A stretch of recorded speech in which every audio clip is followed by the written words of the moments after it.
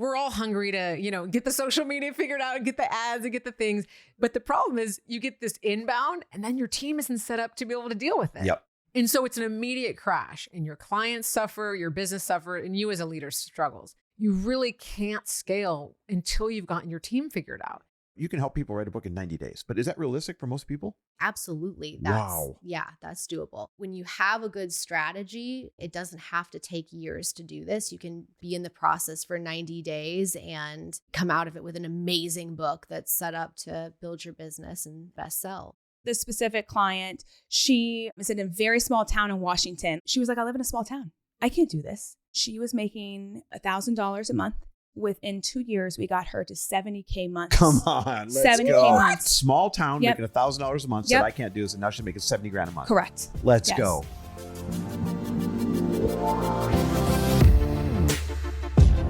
Welcome, everybody, to the Chris Harder Show, where we are making you unapologetic about your pursuit of success, knowing that when good people like you make good money, they can then do great things. My name is Chris Harder, and several times per week, I will bring you epic guests, solo episodes, and every single tool, trick, and skill set you need to grow your business, grow your money mindset, and to grow your wealth to levels that you have never reached before.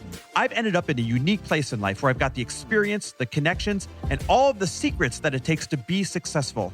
And I'm lifting the curtain to reveal it all to you in an effort to help put you in a position of abundance so great that you can then be as generous as possible. So let's lock arms and let's get started. Lia, welcome to the podcast. Thank you so much. So excited to be here. Oh, we're so excited. Today. Yeah. Platforms. We've got Chris Harder and the Chris Harder Show. Yes. And then we have Lori Harder in the Earn Your Happy Show. And we're so excited that you're here, that you're at the house. You came to a VIP weekend, which this is so much fun. We get to spend like 2 days straight with you and you get to come on the podcast. But we are most excited to have you on because you are so talented. You are in our Mentor Collective Mastermind as a coach, and people are obsessed with you and what you do. And we find so many people need you and your skill set. So we're going to dive into that. Yeah. So speaking of, everyone calls you the team whisperer. Like we go to you when we have questions about team and all that stuff. But can you describe to the listeners that may not know what that really means granularly? What do you do? Yeah. So, team whisperer, I see it as connecting the dots between leaders and their teams. And so that could look like big corporate teams that are struggling with management, or founders that are hiring, a fractional CMO or something like that. So I work with teams big and small to really make sure that we are high performing. It's interesting because I've gotten to do that live with you, right? Yeah. So a lot of my one-on-one clients, when they have large teams, I only do what I know I'm good at. And then I bring in outside experts to do the part that I may not be as good at. And I've brought you in with some of my one-on-one clients to go and assess their team and give them a report of here's who's high risk, here's who's not, here's who's engaged, here's who's not, here's who needs a raise. Yeah. And you literally blueprint or roadmap what they need to do next with their teams. And I watch them be shocked because they don't know. They don't know this person's at risk. They don't know this person's job hunting. They don't know this other person needs a raise because they're so busy operating the business. Yeah. What's it like to go in and kind of reveal this roadmap of, hey, here's what's going on in your business and what kind of reactions do you get? Yeah. I mean, I love the question. I think starting with the reaction is people are pretty shocked, right? Like as a business owner or a founder, you are so focused on growing and scaling that you don't realize that, someone stopped being engaged, right? They used to really care and now they're kind of coming in a little late or they're not finishing stuff. And so what I can find really right away within a few hours, a few conversations is exactly what you said. Where people are quiet quitting, where they're probably looking for another job, where they feel undervalued. And there's some tells that I can notice right away. So like if someone is asking about a title change, if someone is asking about taking on some other responsibilities, there's some signals that I can assess and I can tell you right away, like, hey, this person, you need to be doing more recognition with them. This person's not engaged. They need to be managed out potentially, right? Yeah. And so I can figure that out really within hours. I just got to give you credit because you found that a top performer at one of my clients' businesses, like their number one cog in the wheel, was probably going to go look for jobs elsewhere. And all it took was a simple title change and a baby little raise. and now things are just humming along. So they always say, what hurts you isn't what you know. What'll hurt you is what you don't know, and that's what you uncover. Exactly. And that's one of the biggest struggles I think business owners face is they wait until it's too late. Yep. And then they lose that person. So people sometimes come to me when that person resigned, right? And they say, well, what do I do? How do I prevent that? Well, you can prevent it way easier by getting support. Like if you have a high performing team, that's the moment actually to engage someone to help you keep that team performing. Yes. That's what I was just going to ask is how do you know as a business owner when you should bring someone like you in to assess everything? And what does that look like? Yeah. Well, it's interesting because like I mentioned, even if you have 1 or 2 employees, right? I have a new client that has 2 employees. She's doing $4 million in revenue and one employee is really crushing it and the other one's not quite doing it. And so she brought me in even with a super small team because she wants to make sure that she's maintaining that revenue. So I think when like there's no time that's too early. And a lot of times I get the question of, well, you know, I want to make sure I've hired these people already before I engage support or that, you know, I've grown to this level. And you actually can't grow to that level sustainably if you haven't figured out how to lead. So I would say it's never too early. I think if you are, you know, have at least 2 or 3 team members all the way up to, you know, 50 plus, you need to make sure that you are deploying those people the right way because there's nothing more expensive than people. No, you got that right. Right. And there's nothing more frustrating and expensive than having to rehire and retrain and deal with that whole like hamster wheel of having a low performer. Yeah. It's funny because on that topic, Lori and I always say finding your people is the hardest part of entrepreneurship. Yeah. And when I say your people, I mean like put it in quotes, like your ride or dies, like finding the cogs in the wheel that really make the wheel turn well. Finding your people is the hardest part of entrepreneurship. Everything else is easier to figure out. And so with that being the case, I would love for you to kind of break down a team that is, let's say 5 or under, what's the most common problem that they face? Yeah. And a team that would be 10 or more, what's the most common problem that that type of leader faces? Yeah.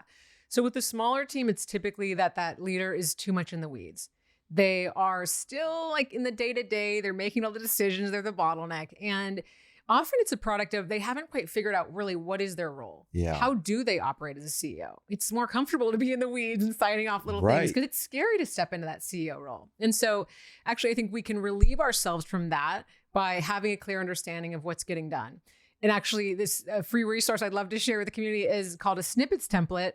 I've shared this with teams big and small. And folks summarize, you know, top wins they've gotten done for the week, where they're focused next week, and where they're stuck or struggling. Oh, dang. That's good. Does the team do that or the leader do that? The team fills it out every Friday so that when you go into the following week, you know exactly where folks are at. That's so good. Where did they get that? Where do I get that? Yeah, where's Lori? So you get that at liagarvin.com/snippets.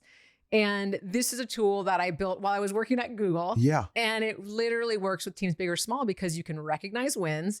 You know what the priorities are, and you know where someone's stuck and not telling you because they didn't want to bother you, but there's actually a real big bottleneck happening. This is so good because let's be honest, we mean well, but we're all moving so quickly. Okay, Lori, you know how at the end of the day, you and I do 3 wins and you got to say 3 wins for the day and I got to say 2. We do that to each other, but we don't do that with our teams. We don't know what their wins were. We don't know what these snippets are. Yeah. This is such a great tool. Like this will easily make you 100% better leader and have 100% happier team because now they know they're getting recognized. Exactly. Just by doing, okay, it's liagarvin.com/snippets. Yeah. All right. Leah, I'm going to add that to my Monday meeting. Yes. Yeah, I'm excited. I'll keep you posted. Yes, I love that. Okay. Awesome. So what issue do you see entrepreneurs face over and over with their team? And could you break it down for, you know, small teams under 5 people? And again, like Chris said, let's do the small team and then let's do the larger team. Small team, big team. Yeah. So I'll do big team. You know, I think for a bigger team, it starts to be where you're going to have people that are overseeing larger projects. Maybe you're managing managers. And then you become even more distant from the work. And so that's where things like this snippets tool, having a key set of meetings, not too many, but like where you can keep the right pulse so that you can delegate better. And I think, you know, it's funny at the end of the mastermind last year, we have, you know, a wager and folks are supposed to, you know, complete some big goal. And a couple folks said, oh, I cheated. I delegated. Yeah. And I said, what? That's not cheating. That's doing it the right way. Delegating is like leading effectively. And this is how you get to your That's how goal. you lead. That's so funny. I think the biggest thing that leaders of big teams forget is delegating and finding that leadership team and letting go is going to be their superpower. That's going to let them scale and grow and focus on building the brand from a different capacity instead of just getting in the way and bottlenecking decisions. Let's go a little bit further on delegation. Yeah. Why do people have a hard time doing it? And what are some steps that you can do if you're kind of afraid to give things up? Yeah. So the fear is the big one, what you just said. I think people don't delegate because they're either afraid that their team's not cut out for it. It's a trust thing. Or they're afraid they don't really know how to explain it. So it's actually afraid that I do this thing intuitively, but I don't know how to tell somebody else. Yeah. Right. And so I have a client that runs a PR agency and she does some media trainings. And when she sits down with a leader to train them, she can intuitively assess where they're stuck, what their message should be. But she doesn't know how to explain that to her team members because that's her superpower. So she's struggled to let that go and is deeply in the weeds in this area that she could really be training her team on and scaling. And so I think what we need to do is slow down and actually break down what feels intuitive. What am I actually doing? You know what I mean? So like what you described, when I sit down with a leader or a team, I actually run through a mental checklist of what I'm asking them and what I'm looking for. You need to be able to explain those things to your team so that you can actually step out of that. And then you can trust yourself to let go. Yeah.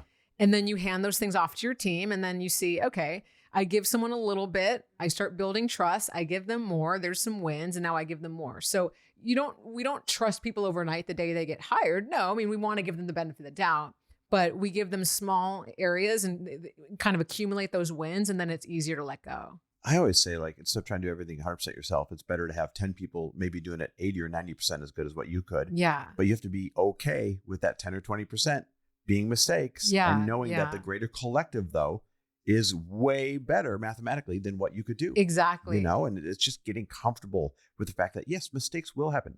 Listen, if you run one McDonald's, all the burgers are going to be pretty good. If you run 100 McDonald's, there's going to be some shit burgers. Yeah. And that's just the way it's going to go, but you're still going to survive. Yeah.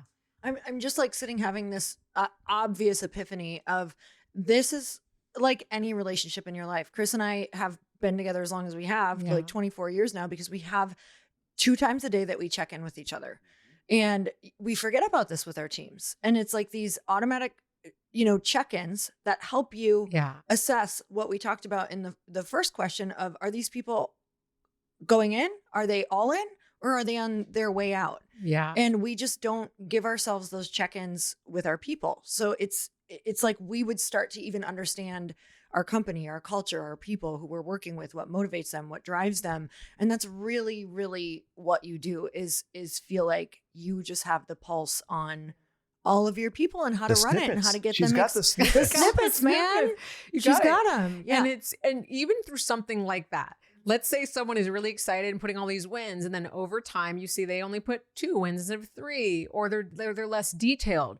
Even just looking at that, they're communicating something to you. Oh yeah. They are showing you, I'm kind of checked out, right? I used to be more excited about this job. Or maybe you can say, hey, are you feeling spread too thin? You used to really, add a lot of commentary to this document. Where's things happening? And so it allows you to have that pulse in your team, like you said. And I think one of the things that I like to impart on every business owner is that it is your highest performers who know their value, and they're always looking for a better option. Yep. It's just the truth, right? So we cannot be surprised if a high performer finds a better deal for themselves. AI is causing a lot of fear and uncertainty and, oh my God, is my job going away in the workplace? It's a whole new monster for leadership to deal with. Yeah. What are you seeing with the onslaught of AI coming? There's no stopping it. And leadership challenges, and what should people be doing? Yeah. Such a great question. I mean, I think what I'm seeing I'm a little nervous about is I think we're jumping right into I have a hard conversation to have. Let me get a script from ChatGPT, or I don't want to deal with this. So let me just hand off to AI. And I think we are actually stepping over identifying, what problem are we even trying to solve here? Yeah. You know what I mean? If I have to give you some hard feedback, and I ask AI, how do I have a hard conversation? Chris was late on this deliverable, whatever. It has no idea of the context, the relationship that we've had, the things that are going on in your life, anything in the company. And so I think we are kind of handing off as leaders our responsibility wholesale to just get some answers to questions. Now, there's great ways to utilize AI for research and for, pulling together information and making something that feels like very tedious easier. Yeah. But the leadership skills, like we need to be doing that. That's why we're here. So I think having hard conversations, we want to be developing those skills, how to give feedback, how to motivate people. Those are things that is what is the human part that we really want to keep developing. And so when I work with leaders, I always work to develop those skills in them so that they can then deploy AI in the right way. So AI is just making your job faster and easier. It's not taking you out of it. But let's look at it from the respect of people managing people who are afraid that their job's going away. Because we have to be very honest. Yeah. Things like accounting, it can now be done by AI. They've got fractional CFO AI that is phenomenal, where it eliminates the majority of the work that you need a CFO for in some cases. Engineering, some medical, we were out to dinner with 2 doctors, really highly regarded doctors. And they're like, you would not believe how this is replacing what we used to do and how it's going to change the landscape of how many doctors you need in a situation. Yeah. So people do know that some jobs will get replaced. How do you manage that fear? It's absolutely right. This is here, like you said, it's not coming. I think it's not about wholesale though, and it's not overnight, right? I think that's a mistake that a lot of us are making, is especially business owners saying, okay, I'm going to replace my marketing agency with this or my designer. And then we bring in an AI tool and we realize it's not quite it. It didn't quite hit the mark. And so I think it's figuring out what are those key bottlenecks that we can replace, and then training up our team members on how to utilize those. So maybe we do scale back a little bit, but we're doing it in a way where we don't lose the essence of the output. So I'll give an example. I think a lot of creative teams are looking at utilizing AI for video and copy and things like that, but people are starting to be able to tell where it's missing. And with things like content creation, we want the person behind it, right? So we don't want to actually, create a new problem by utilizing it. But I will say, like you said, things like engineering, medical research, we're learning how to make sense of, what are the new jobs that are going to be created based on this? Yep. Just like with globalization and other kind of automations in the past, like it is an economic cycle that's going to shift the way we work. And for our teams, the more that they can be accountable, take responsibility for mistakes, be learning these tools, be staying on the cutting edge, not be defensive and some of these things that kind of make you replaceable faster. Be irreplaceable or the robot's going to get your job. Exactly, right? So it's also on us to train our teams around, hey, this is a moment where you can really stand out. Yeah. And give them that opportunity. That's cool. Mm-hmm. So I want to know, because you're talking to a crowd on both of our podcasts who are entrepreneurs, wannabe entrepreneurs, scaling entrepreneurs. Yeah. What are you personally working on in your business? What are you, and talk a little bit about what you're struggling with right now and how you're working on that. Yeah. So I think a big struggle is really helping leaders understand that, they can't get to the next place if they don't focus on their team. Yeah. We're all hungry to, get the social media figured out, get the ads and get the things. But the problem is you get this inbound and then your team isn't set up to be able to deal with it. Yep. And so it's an immediate crash, and your clients suffer, your business suffer, and you as a leader struggles.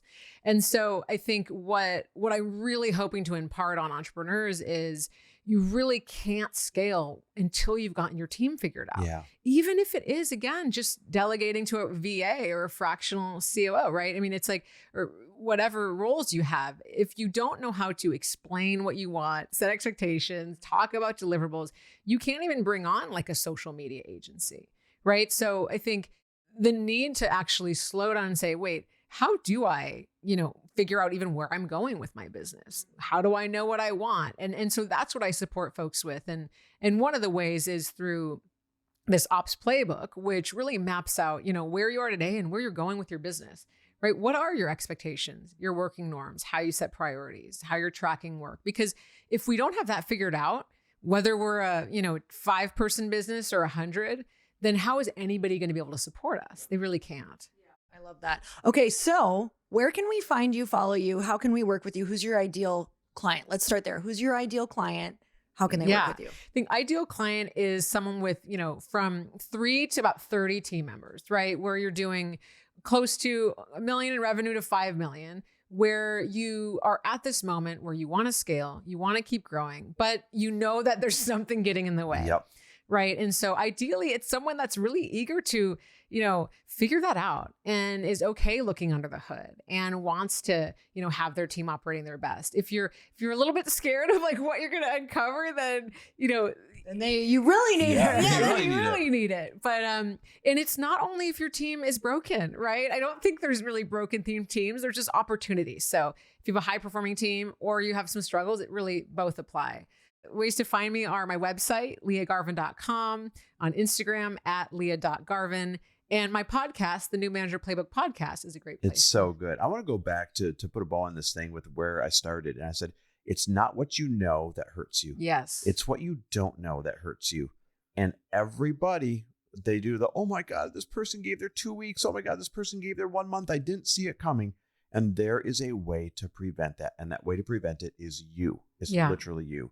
So definitely reach out to Lia. We reach out to Lia every time that we've got questions about our teams. We're not leadership experts, so we have to tap into the leadership experts. And one more time, because we're going to be snippeting it up.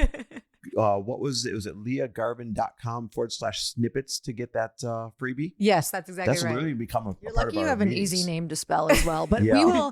we will link everything up. So all you guys have to do is go back to the show, click on show notes, and everything is right there under Lia's name. Yep. Well, thanks for jumping on. Thank you It so means much. the world to us. And you are just a great friend and a great resource for us. And so it's our privilege to be able to kind of share you with the world. Thank you so much. Thank you so much. Ashley, welcome to the podcast. You are not only on the Earn Your Happy podcast, But also the Chris Harder Show. Two but for one. also the Chris Harder Show. So we're so excited to interview you. Talk all about your business. We're going to talk about the entrepreneurial side of building your business. We're going to talk about Books, and more books. books, and more books. If you have a book in you, if you're not sure if you do, this is going to be the podcast to listen to. So thank you so much for coming on the show. Thank you for having me. Let's start with the Cliff Notes. 60 seconds. What do you do and why should people care? So really quick, I help people pull the most amazing book out of them, the one that they have had on their heart forever. They know they need to write it. And for whatever reason, they're just stuck. And I find this person every single day in all walks of life. And so that's what I do. My job is to give them the structure, the strategy, and the mindset to do it. You've built a 7-figure business doing this. So first of all, Wow. props to you. That needs to be celebrated. Wow, that's amazing. And, Thank people look at you today and say, look at her 7-figure business, look at her crushing it. But it didn't start that way. It really started as a labor of love. And there must have been a specific reason why you said, hey, I'm going to go all in and put it in the blood, sweat, and tears to go ahead and build this business. Bring us back there. Yeah, I started the business at a really challenging part of my life where I had to do something for me that I cared about again, because I had spent so long doing things that were not connected to my mission, my passion, my heart. And so I built the business from a place of like, what can I do? What are the gifts that I have? And it was literally one day I sat down, I went to Fiverr. I was like, I'm doing this. I'm going to get a scrappy logo. I put it in a PowerPoint. I'm like, this is what I'm going to offer. And I just went out and started from literally ground zero. I don't want to skip over that though. What happened that day? What flipped the switch that made you say, fine, I'm going to take that step? That day I decided to listen to myself and stop listening to all the people's shoulds. You should do this. You should do that. You need to go get a job. And I was like, you know what? Actually, I'm going to do the thing that I feel like I can contribute to help other people. And it was a big leap of faith, but I took it and I went right into, designing a business from never having done that before. But it was amazing. It was the most freeing thing once I got those wheels turning, which took a little momentum, Always little does. effort. Tell me Always a does. tiny bit about what that first build looked like, because somebody is sitting here listening to you right now and going, okay, but what did she do first? Did you go to Google? Did you get a mentor? Did you get a coach? Like, what did you look at to start? Yeah, first 3 steps. I picked a name. I was like, I'm going to coach people on writing. I live in LA. Let's go with LA Writing Coach. It was so I just didn't overthink it. And Actually, I think it's brilliant because the SEO for them is great. it really did work actually. And it helped me get going because I just took that leap of faith and I didn't have the opportunity to overthink anything. I just got things going. So step one, I picked a name. I grabbed that domain. I designed my offers and I thought about, okay, who am I going to help? I didn't even know to call them offers. I was like, what am I going to give people? What am I selling? Exactly. And then I just started to organically tell people, this is what I'm doing. This is now what I'm doing. And I realized if I want people to, work with me and trust me, I actually have to start talking to them. And so that was the first kind of initial things I did. Very soon after that, I wrote a book to help spread the word. So it became very clear soon after that, like that is step 4, like we need to write the books. Were you organically reaching out to people or were you on social talking about it or was it all of the above? It was mostly just conversations, networking, going to conferences, going to events, a lot of where your clientele is. Yeah. So you were like, where's my direct clientele? Where are my people? And just showing up and saying, I help authors get their books done. Do you have a book inside you? And talking about that. And, a lot of people. Guys, this is the key here. Yes. She was saying what she did before she really really did it. Showing up like, here's what I do. And so many people are like, oh, I kind of have this idea. I'm like, no, you got to go all in like that. You really do. And so you built something absolutely amazing. Thank you. From that. Yeah. How quickly from those organic conversations did the business start to feel like you had a business? Like you started to get some people? It happened fast. So then I hired a coach. I got into a business coaching, program, which is essential, I feel like, to get that mentor. And then everything started to move. That first year I did like 6 figures in a few months. It was like maybe 6 months, 7 months, 8 months, something like that. And then that same year, I doubled my revenue and went to 250 really quickly by the close of that year. So I was like, that's when my husband and I were like, okay, I think this is something we need to really, put some more effort into because it's working. That's awesome. Yeah. That's amazing.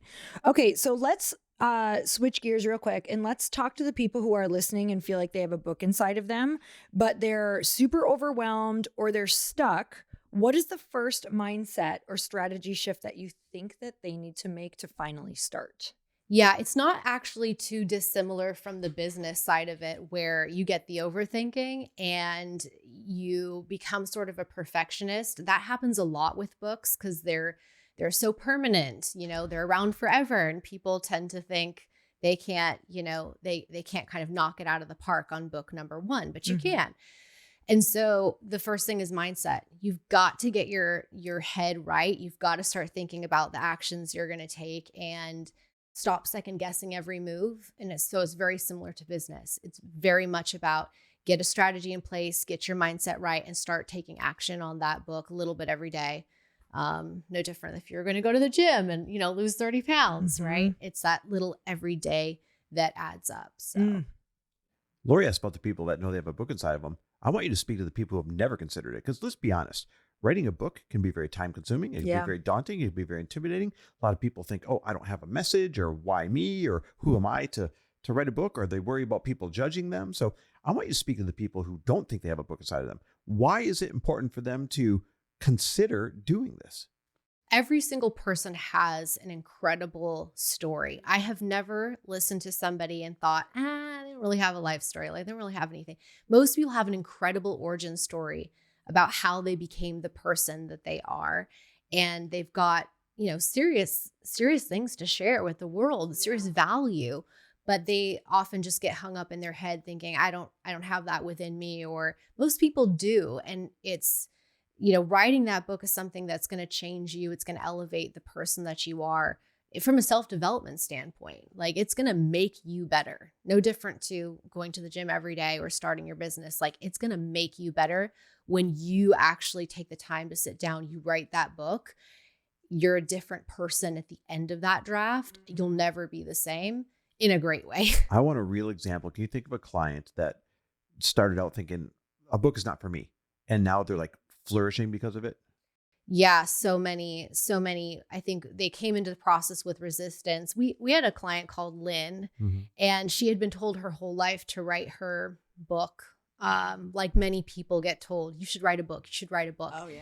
And she was told this for decades, and just for whatever reason didn't feel like she could, do it. We worked together. We wrote her book, and she just blossomed. She started speaking. She, built her professional speaking business and started to actually, really grow in her confidence. And she's now the author of like 2-3 books. I believe she's on her 3rd, which is incredible to me because she started with nothing. So when people were telling her, write the book, what was her resistance? What was she afraid of?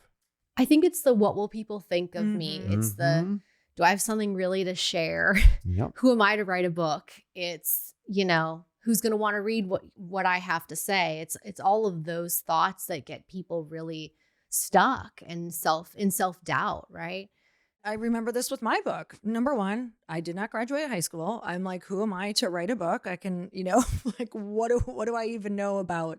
I didn't even complete like English classes. So how am I ever going to do this? That's just what was going on in my head. And there was also the thought of, are these stories good enough? Especially once you start writing, like even if you get the confidence to write the book, when you start writing, it actually comes in with a vengeance even more. Like I have nothing good to say, but I talk about this with all of my authors that come on the podcast. And of course, all the people who love to help people write books and exactly what you do with your business. And it is like the little stories that are the big stories. Like I even find in the books that I enjoy the most, or even the stories that people let me know they enjoyed in my book, I was like, that was a story that I didn't even know what to add there. And I looked around the coffee shop and wrote about who was in the coffee shop and what I was experiencing. It wasn't even a life story. It was stories that were happening simultaneously to me writing that I was sharing while they were happening. So of course I had a couple big, stories in there, but you've got like 20 chapters in a book. Right. And so a lot of the little stories become the big stories, and a great person like you is going to guide them and show them how their life is content, That's right. and how you get a really beautiful story out of that. Yeah. I mean, your stories, your everyday life, the way you think, your perspective has enormous value. And a lot of people discount that, I feel like. So my job is to show you and highlight actually how that is value for your reader and for your audience. So I literally can't say how important it is to have a coach. I had coaches through the entire process, and I became such a better human being. I became so much better at business, at sales. I became so proud of myself. I learned how to look at my life in a completely different way through like these coaches' lenses who were constantly coaching me on how to think and how to speak and how to tell those stories. I think if I did not write the book and go through that process, I wouldn't be half as successful as I am now, for sure. Yeah. That person who's doubting whether they even have it or they've never thought about it, they really need to look at their life and realize people are vastly interested in how you became the person you became. Yes. And they want to know. And for me, there's no greater way to share that than in the written form. It just holds such value, such longevity. I think that's because they can find themselves in your journey. Like my favorite books are biographies of entrepreneurs, because you nailed it. People really want to dig into how'd you get where you went, because I can find my journey, albeit a little bit different, in other people's journey and be like, oh, it's going to be okay. Or, oh, this is just a setback. Or, oh, this is the launching off part. Or, oh, they made that move. Clever. Maybe I should make that move. And I think that's why people out there need to share their story, regardless of where you are in life, because there's somebody else that's looking and wishing, I wish I knew how they got where they went. Yeah. And I think pulling back the curtain is where, we have a lot of people go, okay, this is actually what I did. This is the truth. This is the real deal, right? Yeah. Versus what we portray sometimes, in other mediums. The book is a chance to say, actually, look, here's a piece of my life you didn't know, right? Oh God, I did that. I was like, well, I'm not brave enough to tell this to everyone, but I need them to know this in order to understand why I do what I do and who I am. And I remember like before releasing it, I was like, oh shit, like what did I do? And now I'm so grateful. It's such a good modality to really tell the whole story, because you know, a lot of people who are listening, you know, social doesn't do justice to our stories. And if you're a long form person, especially, and you've got a big message, like a book is going to be the way to really drive that home and drive people to it. And that can be really the driver of your business. So you've got a new book. Yes. The Author's Success Code. So it breaks down exactly how to write a book that builds your authority, your audience, and your income. You guys, you need this book. Can you share one of the biggest myths that you see about writing a book and what's actually true if you want your book to work for your business? I love it. I love it. So the biggest myth is that you can just sort of sit down and write and just flow. And it's like, yes, you can. I remember when you thought that. Maybe you're like, oh, I'm going to write when I'm creative. Oh, that was ugly. Write from inspiration. Like, let it just flow through me. Like, okay, some of that, but like you really need a good structure. Yes. You need that 3-part structure to hook them in, pull them through your content. And then at the end, especially with nonfiction, you need to convert them into the thing that you offer, your programs, products, services. You need to leverage that reader into the next thing with you. And if you've done your job right with that structure, they're going to be so persuaded by the end. They're going to be like, what's next? Like, I want that thing. Yeah. And so your job is to kind of serve it up to them organically in there. It reminds me of when you were writing your book, babe, the whole, I'll do it when I'm inspired. It doesn't happen. And you had to form a habit of showing up every morning, sitting down and saying, I'm going to sit here whether I write a word or not. And you'd time yourself. Would you sit there 90 minutes every morning at 5:30 a.m.? Yes. When was it? 5:30, right? Before I was up. 5:30. And you would force yourself to sit there from 5:30 to 7 saying, if I write a bunch of stuff or if I write nothing, I'm still going to sit here. And that's how you build the muscle of writing a book. You have to. And it really does get better. And I was the opposite of a person who wanted to number 1 sit, number 2 write.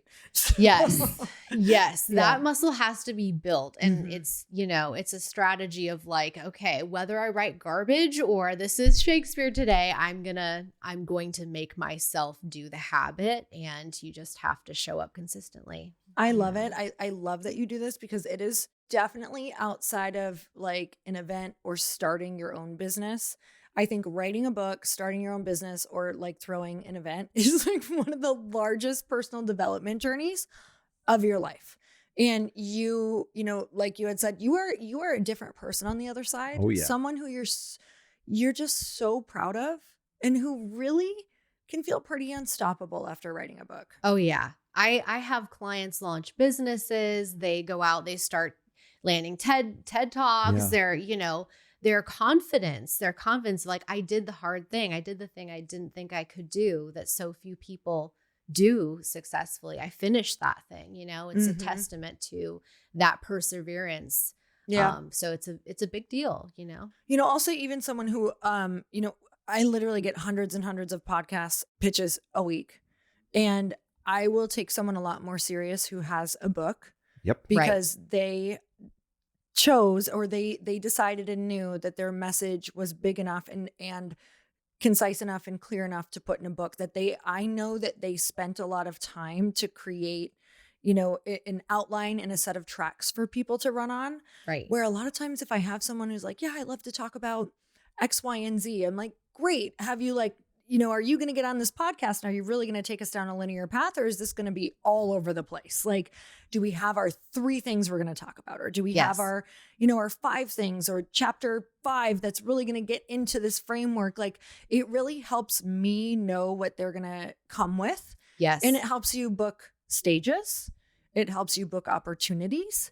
It's a calling card. It's like you can lead with it. And when people don't have it, it can make it a little bit tougher. It can make it a little tougher. It's like, you know, when everyone got a blue check mark instead of just like well-known people having a blue check mark. Right. Well, now the book has to be the new blue check mark because there's nothing else to set you off being special. Like you took the time to sit down and actually write a book instead of just saying, you can't say you're somebody until you've actually done the work to be somebody. And that's what a book kind of validates. Yeah, definitely. Said from a guy who doesn't have a book.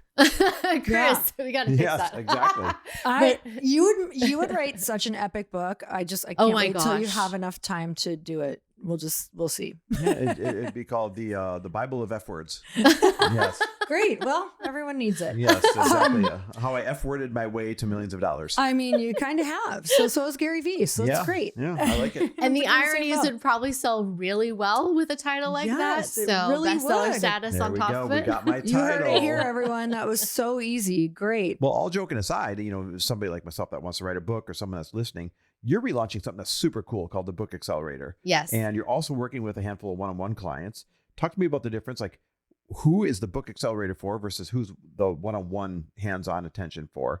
And what kind of entrepreneur or leader are you trying to call in? Yeah, so great. Well, I'm really excited to relaunch it because it's our signature program, and the Book Accelerator is for people who want to do this in a group. They want to do this with other authors. They want to be part of a cohort. They want to move through an experience together and feel that momentum and kind of make those connections.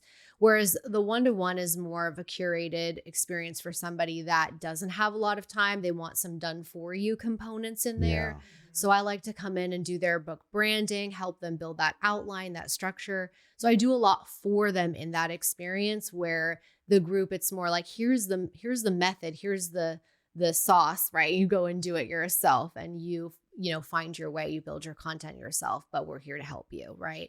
So done with you versus more done for you. But that person ideally has a business that they're driving people toward, right? So they want to leverage their credibility and their experience, and they want to essentially build their business through the power of a book. So looking for that person who has that entrepreneurial background and is looking to grow and elevate through the book being out. So how long does it take?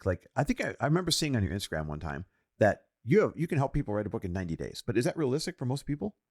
I think for most people that dedicate themselves through, several months, right? And that's their main focal point. Absolutely. That's doable. That's really cool. I mean, that's fast. That's Yeah. cool. Chatty G now. Yeah. You can do a whole lot too. Chatty G, listen to all my episodes, the past 1,100 episodes, and then put it into a book for me. But that is interesting for people who have a lot of content out on the internet already. There's a lot like that. They can speed up time a lot more. Yes. And I think our friend, AI can do a lot of the planning and heavy lifting for us, a lot of the organizing.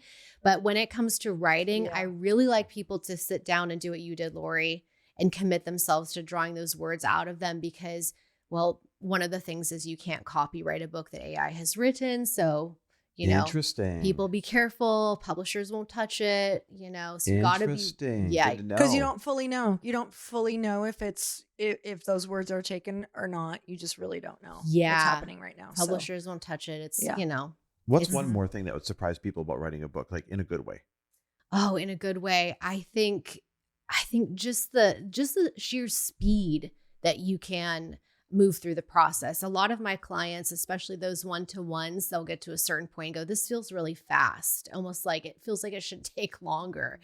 And I'm always like, well, no, I mean, when you have a good strategy that you're, utilizing, it doesn't have to take years to do this. You can, be in the process for 90 days and you come out of it with an amazing book that's set up to build your business and best sell. So a lot of times a book itself is not necessarily that profitable, but you can make a lot of money because you wrote a book. Can you give me a specific example? Yeah, well, I think my business, I built my 7-figure business off of one tiny little book that I cranked out That's in wild. a matter of days. And It's wild. and not every book needs to be like that. This is a more substantial book, The Author's Success Code. But, I think books, I have lots of clients that, make 6 figures from their book, but it's because that book is feeding their business. So they're not sitting there waiting for the royalty check, although those are nice when they come in, right? But it's like icing on the cake. And the cake is obviously getting those clients and those sales and the speaking opportunities that pay. That's what they find is the best form of ROI, I guess, for the investment and the time. But I think I like the long tail of a book. I mean, we still get royalty checks. It's been 8 years since you wrote your book. Oh, yeah. And every quarter we still get nice checks. Yeah, and people still mention the book all the time, and I'm still getting booked on stages because of the book. And Yeah, have a long tail. it's been, I mean, that was 2017. Mm-hmm. It's awesome. And people are like, oh yeah, you wrote a book. I'm like, a long ass time ago, but yes, I did, you know? And it is something that when I speak, I can bring it places. Like it is street cred. It really is. And like I said, it's having all of your ideas in one spot. So if anything else, if people are kind of confused on how to package themselves and they've like really had all of these different ideas that they're very passionate about and they love teaching on, maybe they have courses in different things, maybe their podcast is on something. To get a book is to like, I actually want to write another one just to repackage everything I really believe after all these years, because I do actually now have like a framework that I believe in so solidly that I'm like, oh, this is what I want to put into a book so that I not only can like go and really talk about this and like have it in a structured place, but because it helps me package who I am and who I want to be out to the world. And that's the part that I think people don't understand that's missing for a lot of people, is that really created my platform for quite a few years. Yep. Like I sold so many events off that because my book was about relationships and friendships and how to use those to become your highest self. And that literally informed all of my content for the next, 7 years. Yeah. So good. Yeah. And there's something about putting that down and being able to just say, hey, here's who I am. This is what I do, what I believe in. Want to know more? It's all here, right? Yeah. And it's such a cool thing to see the longevity, like you're talking about. Yeah. Years and years and years of that same content. So. And if people use it right, I mean, you should be using your book for 10 years. I really believe you should. Like, I agree. Continue to bring it out, to share it, to talk about it. Yeah. And so let's leave people with two things. I would love for you to leave them with any entrepreneurial advice that you have for somebody who is either, maybe they've started their business or they're thinking of starting their business. And then the next one is for the future author. What would you leave them with? So let's start with the first one, entrepreneurs. Oh, those entrepreneurs, like, I feel you. It's like, so here's what I would say. Stop overthinking.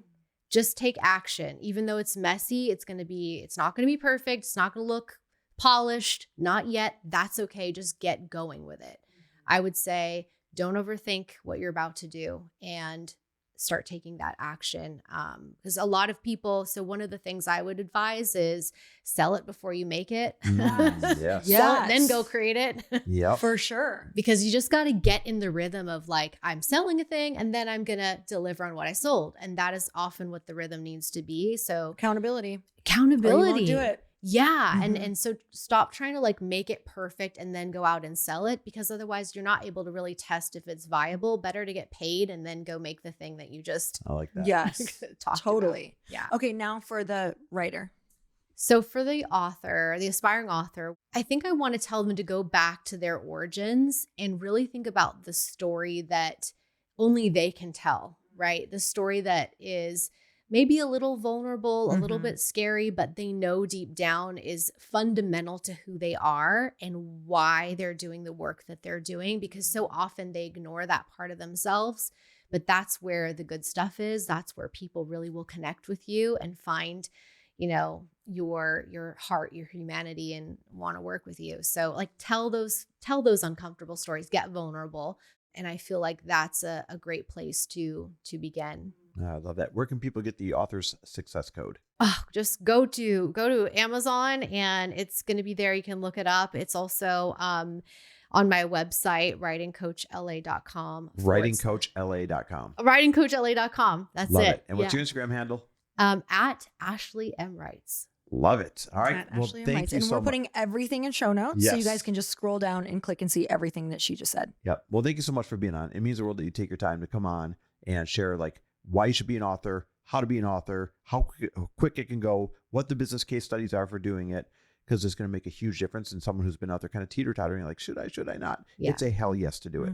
And you're such an inspiration to people to Thank create you. something from, like, to have that, sick of your shit moment And Oh, then yeah. take action. to taking massive action and creating what you created and letting it just be messy and not knowing what you're doing. And that is the journey. So we're Yeah. grateful for you coming on and sharing that. Thank you. I'm so And grateful. Thank for you so much for being here. Thank you so much. Grateful for both of you. Thank you.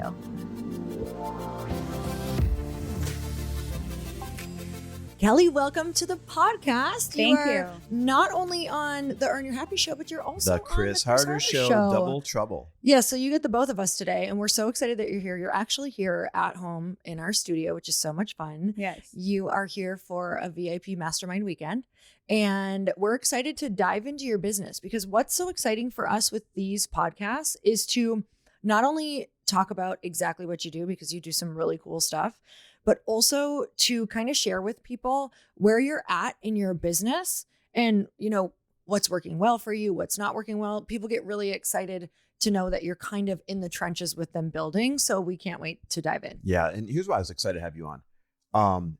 I mean this as a compliment. Medical practitioners are geniuses at everything except for building a business. My God, we were out to dinner with two doctors recently, what, 2 nights ago. Mm-hmm. I actually know them. Oh, you know them. Yes. And they were saying the That's same amazing. thing. They're like, nobody taught us this. Right. So we're here with our hair on fire, figuring it out on our own, on top of being parents, on top of being everything else. And there's just something about, it's probably because you study so hard to be a medical practitioner that you then never stop to study entrepreneurship. Correct. And this is what you specialize in. So for those listening, describe what you do to help medical practitioners get their business off the ground.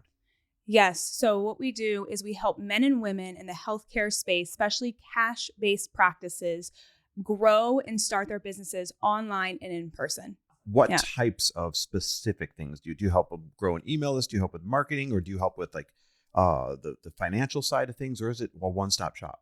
Yeah, great question. So we help with systems mainly, is getting people their time back and getting them organized. So basically we have a CRM system that we have white labeled, and we have that part of our programs that we use. And then we also have different programs that take you from the very beginning of when you're starting out and get you all the way through making, you know, over $100,000 a month plus. And we work with OBGYNs, NPs, hormone doctors, physical therapists, occupational therapists, chiropractors. We work with everyone in the medical space that needs help, especially if they are a cash-driven practice. And what I love about this is you're not just somebody who woke up and said, "Ooh, I'm going to teach business." Right. You were a medical practitioner, right? You're a pelvic floor specialist. That's correct. That happened to be one of the lucky ones that knew how to do business really well, Right. built an incredible business and said, "Oh, my peers need this." Correct. So you're teaching from both ends of the spectrum. Yeah, it's been really amazing because I didn't know anything about business, like you said. And when I started to dive into this and get started, I was like, oh my gosh, I really need to figure out business, because all we were taught is help people, help people. And so deep down, that's what we love doing. We help people, but they don't teach us actually how to help people and do a business. And so that's why I'm really passionate about helping practitioners be rock stars in the business space. So yeah. So take me back to that moment for you. Yeah. Where you were helping other people and you're like, this is my life's calling. I want to help these people. But it started to flip for you. And you realized that you wanted to do a lot more than patient care. It's kind of the moment the student realizes they want to be the teacher. Right. Where were you at in life, and what was that moment like? Yeah. So I was about a year into actually after I started my practice. And I had one of my patients on the table, and she was a former patient of mine. And she was like, you know, I just really have this passion for treating postpartum and pregnancy. And I was like, yeah, I know, you really do. I can see it. And she was a teacher. And so I was like, okay, how can we get you to be involved in this? So I was like, hey, you want to come work for me? And she was like, yeah, I actually do. So I was like, you know what? I'm going to coach you on how to leave your job. You know, this is her career, being a teacher. And so I did, and I changed her life, and it was amazing. She came to work for us. She was my manager for 3 years.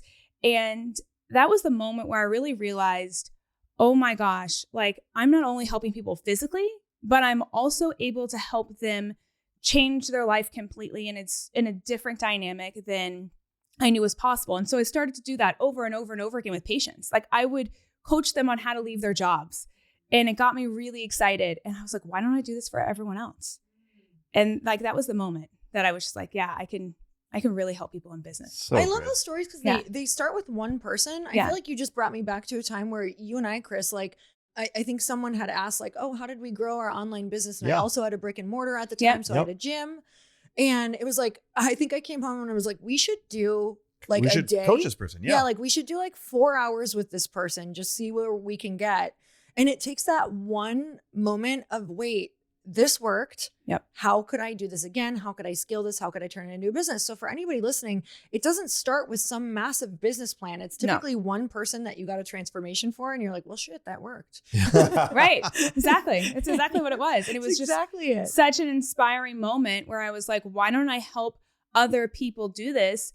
And then I saw my practice growing. And then I was like, why don't I help all of healthcare be able to elevate their businesses and actually have a business? And because you said, we're not great at business. And it didn't just work. Yeah. It really worked. Really So took you went from helping that one person to growing this awesome 7-figure business, Yes. an online business and a brick and mortar That's business. So correct. you know how to do both, right? Like awesome, crushing Yes. Wait, you're young. it. Yeah, she's barely getting started. Now, here's the catch though. You did it having these non-negotiables. Correct. Would you share those non-negotiables with everybody? Yeah, I think the first thing is that number one, you must invest. Invest is huge. Like I remember the first time I ever invested thousands of dollars, and my husband and I got in a massive fight. He walked out. Accurate. He was like, this guy is a scam. Do not invest in him. And I was like, no, I have to. Like, I can really feel like this is going to take me to the next level. And I did. And I got like a 7,000% return. Oh my God. Oh my God. Do you like rub that in your husband's face for That you? is He's so like, just good. do whatever, right? But that's the number one thing is like people are so scared. I didn't have money. I had $800 in my bank account because I had to pay $230,000 student loan debt. Yeah. So I didn't have the money. So I got a credit card, put it on that. And I was like, I'm going to figure this out. Like, I'm going to figure this out. I have to. Like, when your back's up against the wall, you've got to figure it out. So number one is invest. It doesn't matter how much money's in your bank account. You got to invest. Damn, that's good. Yeah. Number two is you have to grow an amazing team and cultivate an amazing culture and team. Team is huge.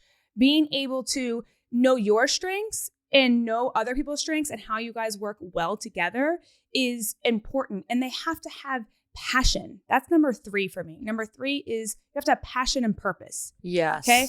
Because if you are not passionate, at least for me, if I'm not passionate about something, I'm going to move on to the next thing and I'm not 100% in it. So I have to be fully committed, fully passionate about it so that I am like game on and I get so excited to wake up and study and do the thing and just keep learning and growing and elevating everyone. Like I love that. And I would say number four is having high standards. I have very, very high standards, and taking that from when the patient walks in the door to when I work with my coaching clients, everything is at the next level and not compromising on that. No matter who comes into your life thinking, wow, your standards are so high, you should let go of those. And I've just learned, no, don't compromise on that. You have to be really firm and, be fearless and lead fearlessly. These are the attributes that will absolutely make or break a business. I freaking love these. I forgot. What was number two? I don't know. Team. Yeah. Team. Yeah. Seriously, if people were enthusiastic. Yeah. If Passionate, right? Yeah. High standards. High standards. Mm-hmm. If people invested more in themselves. Right. Even when they're afraid. Right. And if people made team first and foremost, like what's going down here, that is the secret recipe to you're going to make it even when you're in the beginning and being clunky and learning. Like you can absolutely out enthusiastically your skill set, if that makes sense. 100%. I just want to dig into that last one because it's tough for people to hold a standard, especially Yes. if they, they're didn't grow up with them, they didn't see them, and they know they have them for themselves. But bringing them into a team can be really, really tough. Bringing them into your relationships, your friendships, into your life. How have you, what does that look like for you to hold a high standard? Like when other people aren't, like to put that upon other people. How do you do that? How do you get other people to do that? Yeah, it can be extremely challenging. And I've had to learn, which again, we weren't taught in medical school. I've had to learn how to raise everyone's standard. So, and it's first just recruiting properly. I've made that mistake a lot where you didn't recruit the right people.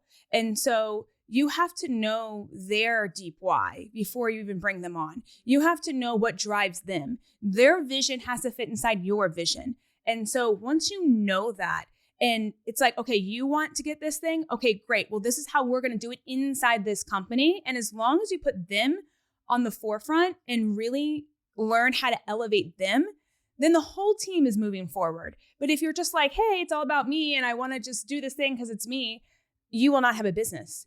And you have to say, this is what we expect. So it's really about setting the culture from the beginning and sticking with that so that everyone knows when they're here, it's I would say game on. It's game on to freaking like elevate. I can actually feel her enthusiasm. I can by the feel way. it. Like, I can it. tell I'm these like, are standards. Yes. Yeah. Yeah. So for somebody who already has a team, they have not shown that standard yet. Is there something that you could go into your team with and you're like, hey, you know, I went away and invested in myself. I decided this is the standard that we're going to hold. Like, how would you have that conversation? How would you bring that back? Yeah. So I always try to bring my team along with along the journey that I go, because if they're with me, then they're not going to leave me, Right. Yeah. you know? So I'm always like, hey, I'm going to go do this thing. Like I told my team today, I'm like, hey, I'm going to go do this thing. Anything I learn, I'll bring it back and we're going to, you know, have a grouping and then we'll move forward on it. Right. And so as long as you kind of set that standard up front of this is how we're going to, you know, invest and this is what we're going to do. And this, I think this thing is going to then elevate us to this level, or this is what we're going to take away from this thing to do this. And I think it's just setting the standard up front and then executing on it. So whatever you say, holding your word and saying, you know what, I'm going to then bring this back. And then next 3 days, we're spending time and we're going to just execute this out and just like really planning it out, you know? And then they're like, okay, cool. She stayed to her word. I love that. Yeah, Yeah. We're just showing them, here's what we're doing next. Here's Right. what I learned. Here's where Right. we're going. Here's where we want to go. And it's such an opportunity for people if you frame it that way too. Like this is the more that we grow, the bigger the opportunity grows for you. So this is exciting. Like you make it exciting, not like the iron fist coming down. Like we haven't been this way and the best performing teams are this way and we're not this way. Like, you know, there's a delivery that's so important. So I love that. Yes. And your enthusiasm through this whole thing is so good and keeping that with your team. So you built a lot of success while you battled something personally that not a lot of people saw. Yeah. How did that shape the way that you lead and serve today? Yeah. So there's a couple things. So when I was 3 years old, I stuck my head through a banister, got my head stuck. My sister, it wasn't coming out. My sister pushed my head back out and I ripped my right ear off. Whoa. Oh my God. Yeah. So I cannot hear out of my right ear, which caused me to have a learning disability. I can't hear that well. I couldn't read or write well. And every single person that I encountered throughout 25 years of going to school was like, there's no way you can go to medical school. How can you, do that? And I was like, no, watch me. I'm going to show you. And Let's go. And so I was like, game on. That's what I would say, game on. And I was going to make it my mission to help people, no matter how many freaking brick walls that they hit, that they're going to get around it. And I always say my disability was basically my prep work to entrepreneurship, because while everyone else could just easily go straight through, I had to learn ways to keep going around and around and around and around. And that is what makes, I think, a very successful entrepreneur, is being able to pivot quickly, not get discouraged by all the no's or the I can'ts, and keep going and moving to whatever that goal may be. And so I really like to push people, move people, motivate people, because I see so much full potential in so many people before they even see it themselves. And I love just using that gift of trying to move them. And I also, like 3 years ago, I had the skin issue, which you guys can probably see on my face. And it was staph infection from microneedling. And What? Yep. Wow. And I have to show up every day on camera and, to do Instagram videos and to do all the promotions and all that kind of stuff. And so I had to make a decision do I show up without makeup on my face, or do I show up and, have makeup every single day on my face? And I was like, well, I'm not going to put makeup on my face every single day. It's just not going to be the case. So I had to make a choice whether or not, I'm going to just fearlessly put my face on camera or not. And it limits me. I couldn't work out for 3 years. I couldn't see sun for 3 years. It's getting better now, but yeah, it's been a big issue. And so I've just learned that screw it. I'm going to show myself on camera without makeup. So I'll come on camera with my hair messy, no makeup, whatever. And I actually had one of my students come in and say, you know what, we invested in your program because of the way you showed up on camera, because you're truly authentic. And I think because of my ear ripping off and because of the things I've been through, I am just a fearless leader, because I've been able to just navigate all the challenges that have come. And I think that just really brings the best out when I coach people, because I'm like, okay, you have this issue, no problem. We're going to hit it a different direction. So it's very customizable when I coach people. It's not just like, this is a Con Ed class, which in medical school, everything's by the book. That's not how I coach. It's very customized and systematized. So dang, okay. Number one, so relatable. Now people are like, wait, if she had all that, I can absolutely do whatever I want to do, right? So super inspiring, super relatable. You're instantly one of my favorite people. I just love the way your enthusiasm plus what you've been through. Yeah. That's what you struggled with when building your business. What are your ideal clients struggling with right now? Where do you see them stuck? Yeah, a lot of them don't have self-confidence. That's a big thing, especially because I work with a lot of women. They need confidence, especially even to show up on camera, to put their face on camera, to be able to talk and communicate. Many people in the medical world don't know how to communicate. We know how to give you the Con Ed version of what we were taught and the manual skills and all that, but no one knows how to communicate. So this is my problem with medical world is, yes, we go to all these courses and we learn all these new techniques and we learn the most advanced thing, but then how are you going to bring that to the public so that people actually know what you do, how you do it, and how you're going to help them? They don't teach you that. So that's what I teach. Dang, it's so good. Can you give an example of a student or a client? You don't share who they are, obviously, but where were they really stuck? And what specifically did you do to get them unstuck, and what was the end result? Yeah, so I worked with this specific client. She is in a very small town in Washington, like the airport's like 5 hours away. And she was like, I live in a small town. I can't do this. And she was making $1,000 a month. And within 2 years, we got her to 70K months. Come on, let's 70K go. months. Small town, making $1,000 a month, said I can't do this, and now she's making 70 grand a month. Correct. Let's go. Yep. Yes, it's What'd amazing. you change? The results that we get is freaking amazing. Number one, build their confidence up. Yeah. Number two, teach them how to communicate. That's huge. Number three, be able to get them to get their voices out there and different modes of marketing, not just the traditional ways, right?